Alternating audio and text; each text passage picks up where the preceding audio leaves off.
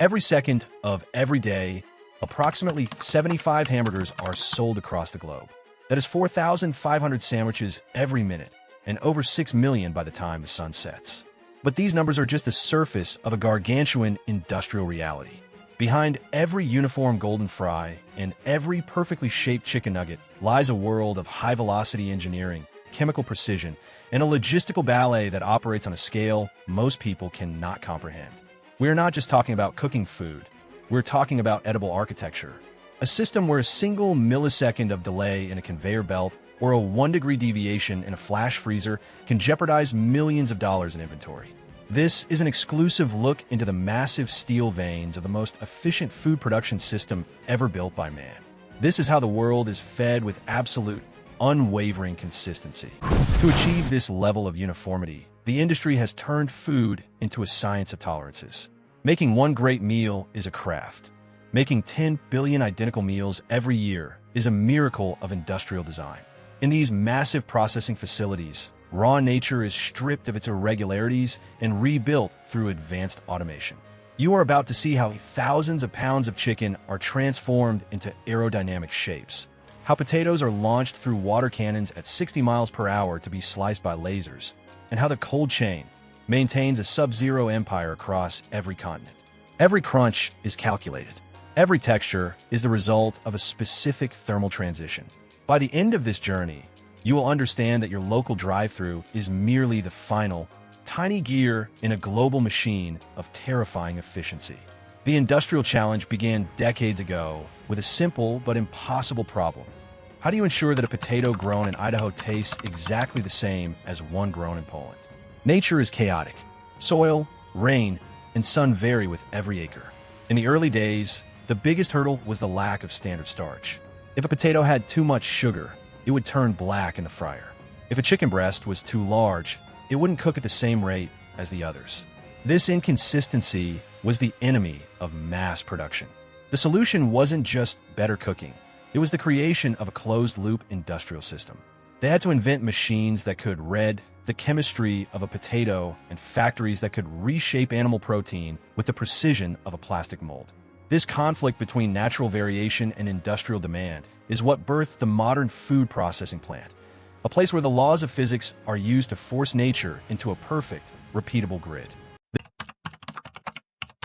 The journey starts in the poultry processing plants, where the iconic chicken nugget is born. This is not a simple kitchen. It is a high-security, climate-controlled fortress of stainless steel. Every hour, tens of thousands of pounds of white meat chicken breast are delivered to the facility. The first step is the inspection and grinding. The meat is moved through a series of giant grinders that use plates with holes measured in millimeters to ensure a specific texture. If the grind is too coarse, the nugget feels tough. If it is too fine, it loses its meat-like bite. Here is a surprising fact. The meat is kept at a temperature just above freezing, around 0 to 2 degrees Celsius, to prevent any bacterial growth and to ensure the fat doesn't melt prematurely. Once the meat is ground, it enters the vacuum tumbler. This is a massive, rotating drum that can hold thousands of pounds of meat at once. Inside, a specific blend of water, salt, and phosphates is added. The vacuum pulls the air out of the drum, which causes the fibers of the chicken to open up like a sponge. This allows the marinade to penetrate to the very center of every fiber, ensuring that the meat stays juicy even after it is fried and reheated. But the engineering doesn't stop at the chemistry. Next comes the forming stage. The seasoned chicken is pressed into molds at high pneumatic pressure. These molds create the 4 signature shapes: the boot, the bone, the ball, and the bell. Why 4 shapes? It isn't just for fun. These specific shapes are designed to have nearly identical surface-to-volume ratios, meaning they all cook at the exact same rate in the deep fryer. A boot shape takes the same number of seconds to reach an internal temperature of 74 degrees Celsius as a ball shape. This is precision at the scale of seconds. But even a perfectly shaped nugget is useless without its armor. The forming machines drop the nuggets onto a conveyor belt that moves at several feet per second. They pass through a pre-degustation, where a fine layer of flour is blown onto them using air knives. This acts as the glue for the next stage, the batter curtain. The nuggets move under a literal waterfall of liquid batter. The viscosity of this batter is monitored by ultrasonic sensors every 30 seconds. If it becomes too thick or too thin by even a fraction of a centipoise, automated valves adjust the water-to-flour ratio. This ensures that every nugget has a coating that is exactly 0.5 millimeters thick. But there's a risk here. If the belt moves too fast, the batter will ripple, creating bald spots. To prevent this, the conveyor belts are synchronized with the flow of the liquid curtain to achieve a perfectly laminar application. As the nuggets emerge from the batter, they enter the tempera station. This is a thicker, aerated coating that gives the nugget its final crunch. But liquid batter is unstable. To set it, the nuggets must immediately enter a flash fryer. This is a massive tunnel of boiling oil, typically a blend of vegetable oils, maintained at exactly 182 degrees Celsius. The nuggets only stay in this oil for about 60 seconds. This is not meant to cook them all the way through. It is only meant to set the par fry coating. This flash frying creates a structural shell that traps the moisture inside the chicken. If the oil temperature drops by even 5 degrees because of the cold meat entering the system, the coating will absorb too much fat and become greasy. Therefore, the fryer is equipped with high-output gas burners that can react instantly to temperature changes. Once the golden shell is formed, the nuggets face the most critical transition of all, the cryogenic freezer. They move from searing 182 degrees Celsius to a bone-chilling negative 40 degrees Celsius in a matter of minutes. This is done in a spiral freezer, a massive vertical conveyor belt that winds upward like a corkscrew inside a frozen chamber. This rapid temperature drop is essential for individual quick freezing. It prevents large ice crystals from forming within the meat, which would destroy the texture. At this point, the nuggets are hard as rocks, ready to be bagged by high-speed robots that can sort and weigh 24,000 units per hour.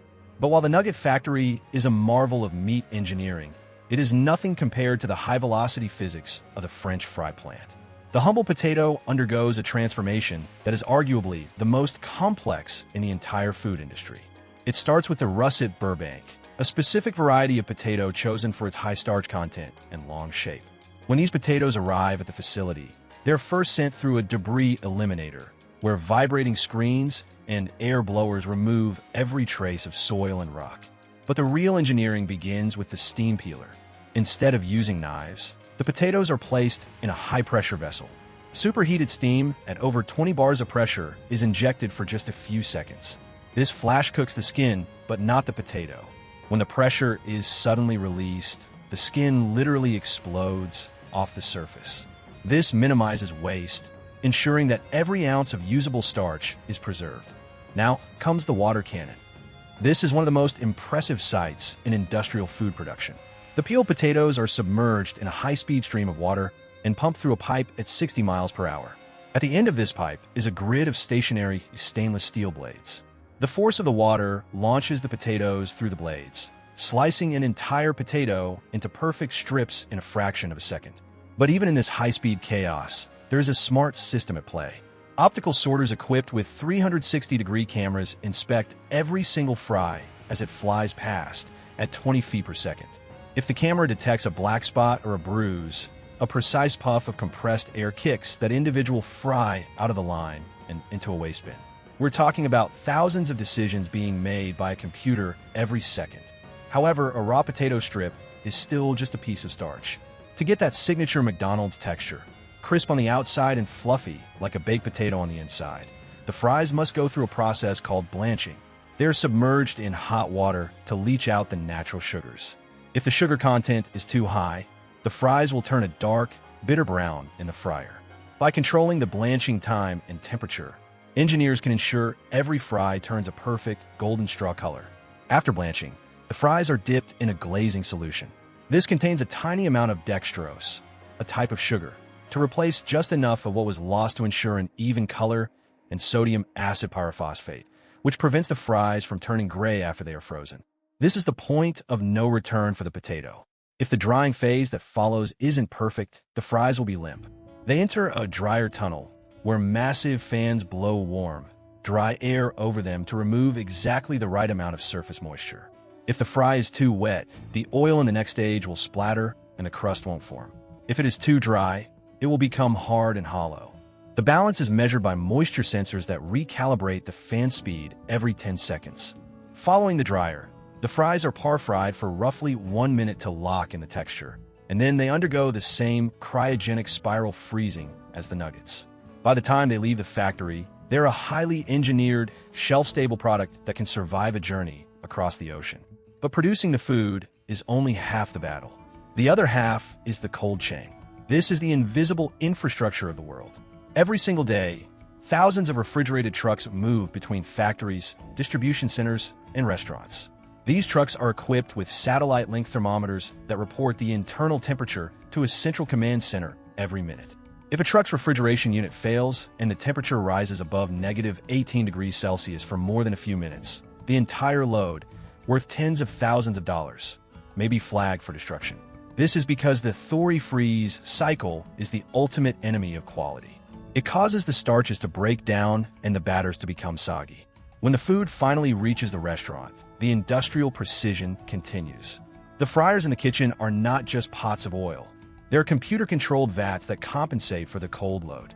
When a basket of frozen fries is dropped into the oil, the temperature naturally plummets. The computer instantly ramps up the heating elements to bring the oil back to the set point as fast as possible. This ensures that the fry sears rather than soaks. Even the salt is engineered. It is not standard table salt. It is a specific granulated salt designed to stick to the oil on the surface of the fry rather than falling to the bottom of the tray. This is the level of detail required to maintain a global standard. The sheer scale of this operation is almost impossible to wrap one's head around. To keep this machine running, McDonald's is one of the world's largest purchasers of beef, pork, chicken, potatoes, and lettuce. In the United States alone, the system processes over 3 billion pounds of potatoes every year. That is enough potatoes to fill a line of trucks stretching from New York to Los Angeles and halfway back again. In the beef sector, the numbers are even more staggering. Ground beef for patties is processed in massive central facilities where lasers analyze the fat-to-lean ratio of every batch. If a batch is supposed to be 80% lean and it comes in at 79%, the computer automatically blends in more lean trimmings until the balance is restored. This is why a burger in Dubai tastes the same as a burger in Chicago. This consistency is the ultimate reward of the industrial process. In a world of constant change, the golden arches represent a fixed point of reliability. But this reliability comes at a cost of extreme complexity. Every single item on the menu has a spec sheet that is hundreds of pages long, detailing everything from the pH level of the sauce to the shred width of the lettuce. Lettuce, for example, is harvested and immediately put into a vacuum cooler that drops its temperature to 1 degree Celsius in minutes, stopping the wilting process before the lettuce even leaves the field.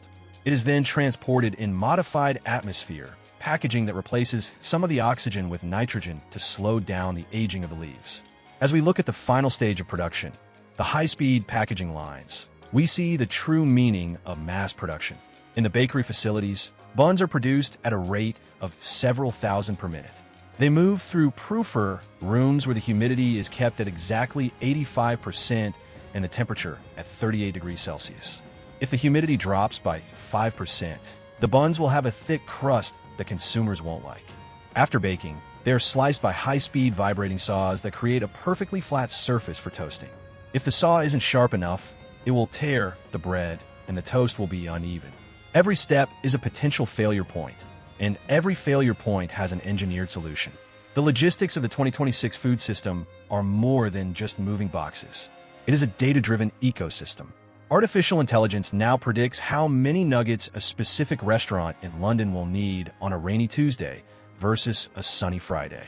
This data is fed back to the factories, which adjust their production schedules in real time. This just-in-time manufacturing reduces waste and ensures that the food you eat was likely produced only a few weeks or even days before it reached your tray. The days of food sitting in a freezer for months are over.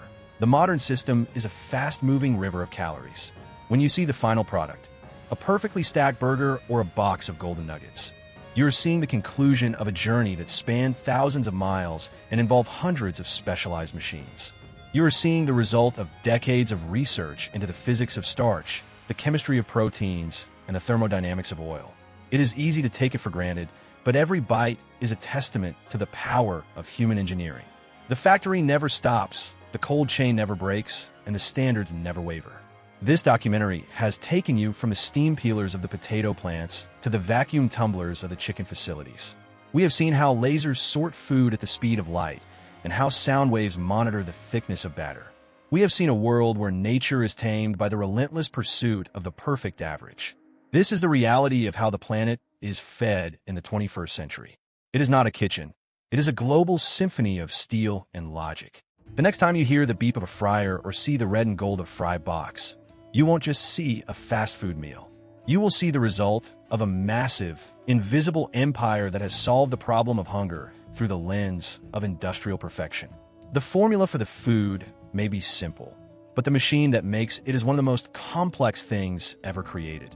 And as you walk away from the counter, somewhere 1,000 miles away, a water cannon is launching another potato, and a forming mold is pressing another boot nugget, ensuring that the cycle continues, identical and unstoppable forever. Now you understand how a simple idea became a global industrial force.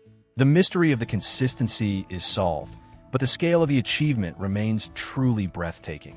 If you want to see how another global product is engineered at massive scale, watch our Coca-Cola factory breakdown next.